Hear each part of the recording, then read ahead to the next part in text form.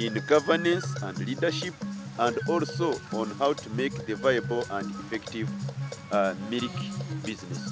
So they have been trained in increased production and productivity by training the farmers in farm management, record keeping, and also use of the artificial insemination, which is also a strategy towards increasing production and productivity as far as dairy sector is concerned. Okay, this cooperative was formed with the help of Uganda Co-operative Alliance. Uganda Co-operative Alliance came and trained farmers on how the benefits of coming together, forming a cooperative, and that's when it was starting in 2007. We started in 2007, then later we were registered in 2008 with the help of Uganda Co-operative Alliance in trainings like governance, cooperative dynamics, and then finance management. Why this cooperative was formed? This area is full of print of food, and we have different customers ranging from Congo and Rwanda. So what would happen that when people start harvesting, the prices tend to go down, and then farmers were somehow exploited by middlemen. Those are the agents of big companies like Aponye, like Rwanda.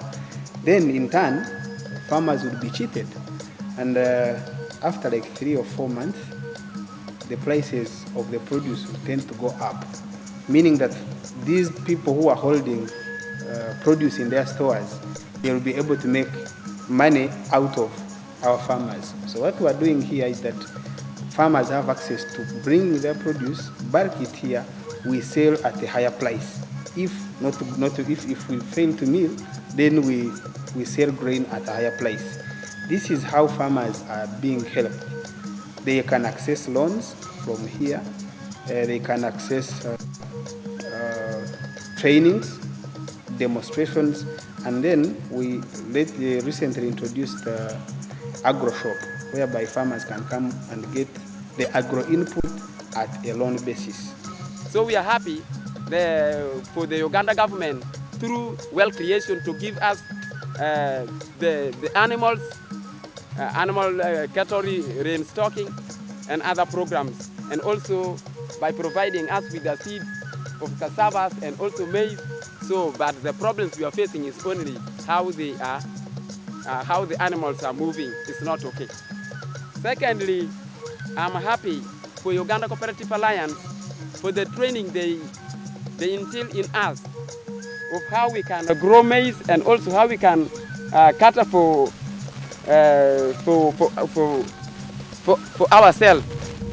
And not only that, the plan I have, if God's willing, next year, if there is a good rain, I plan to grow at least 4 acres of cassava nut 19. Since we had that Panyamurde AC is also lobbying they are also lobbying for value addition machine, for cassava machine, for maize. That's why on the other side I plant maize, and I'm going to plant it more so that we can earn more. So this project has been here since 2012, and we've had various partners. But we are members of the Uganda Co-operative Alliance, which is the umbrella organization for cooperatives in the country, and we've worked with them as technical persons. They have recommended us to many other partners, like the United States African Development Fund, that supported us with the buildings. We have the warehouse, the maize mill, and crop finance, which we have worked with to generate the funds which enabled us to buy the land and then also construct the house, the offices. So I wish to take this opportunity to thank Uganda Co-operative Alliance for marketing us and for guiding us every time we've needed. They have been so helpful, and even right now we are working with them. They are going to have a project which is going to be helping the farmers and the rural produce organizations to do farming as a business. According to the General Manager Nwajira Naboth, the Uganda Cooperative Transport Union was established in 1973 to provide transport to the cooperative movement, and it has a membership of over 34. Nwajira wants farmers to grow more coffee, cotton and maize, tea, cassava and other economic crops which they can sell to earn better income for improved livelihoods. He commends government and UCA for revamping cooperative societies and circles in the country. Nwajira also thanks the Ministry of Trade, Industry and Cooperatives for the partnership with NADS and Operation Wealth Creation, through which cooperators will deliver services, especially seedlings, to farmers. Cooperative societies are very important in our economy because, as we know, most of our farmers, most of our individual farmers and members are smallholder farmers, and for purposes of economies of scale and the critical mass, we need to come together as cooperatives, bulk our produce so that we can reap from the economies of scale. So members, you are encouraged to cooperate. Cooperation is the most important part. Even the strong countries we hear, the USA, the European Union, those are cooperatives of countries.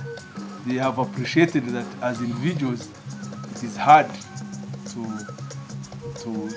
make economies of scale from their small units. It's important that we come together and we reap from the economies of scale. According to the former General Secretary Uganda Co-operative Alliance, Charles Kabuga, from 1999 to date, cooperative societies and circles have played a key role in the economical, social growth of cooperators in Uganda. They are such a social capital that anyone must leverage, because people bring themselves together, say on cooperative days, on annual general meetings, properly dressed, and they talk nothing but democracy. So cooperatives actually are the schools for democracy. You will not find a cooperator of my generation who does not know how to move a motion, to talk about the chairman, to talk about resolutions. And you have a population that is enlightened about how to manage themselves. So it is an exciting religion, if you like, to believe in, because it takes care of your social and economic activities. But cooperatives hang on one word: integrity. Whoever is leading the cooperative movement and the cooperatives themselves must be people of integrity. And once people believe in you, then they will make you your leader and you'll be a comfortable leader. In Uganda, we have achieved so much, and that's why you see that we have even been recognized internationally. Yeah, internationally we have gotten award, a gold. There is nobody else in this country who has got it. It's something which is open for all companies, all types of business organizations, including cooperative, but we are the only ones who got it. So that was an award in recognition of our achievement. So I think we should need to understand that there is so much we have achieved, much more, in terms of membership, which is broad range, including women, youth. We never used to have that. So I don't know why it keeps coming, but it's a very huge achievement. So the diversification rate is incredible. And we also now in the social sector, we're in housing, okay. Many things we're doing which we're not doing. I think the only thing that is maybe still it is low volumes. Low volumes if you take sales, but this is because we have just started. But it's going to build up. I think for me, the start is excellent. And what we need to do is to continue building on what we have done and make sure that we don't lose momentum. Just the momentum, give it another 5 years. And cooperatives should not be discouraged by those kinds of disparaging statements that they are not they are operating in a very, very well. Very, very well. Yeah.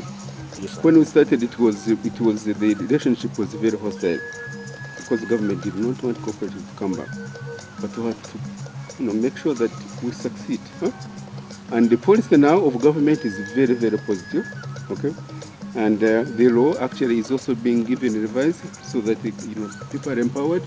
Governance has improved, and normally most of these issues revolve around governance.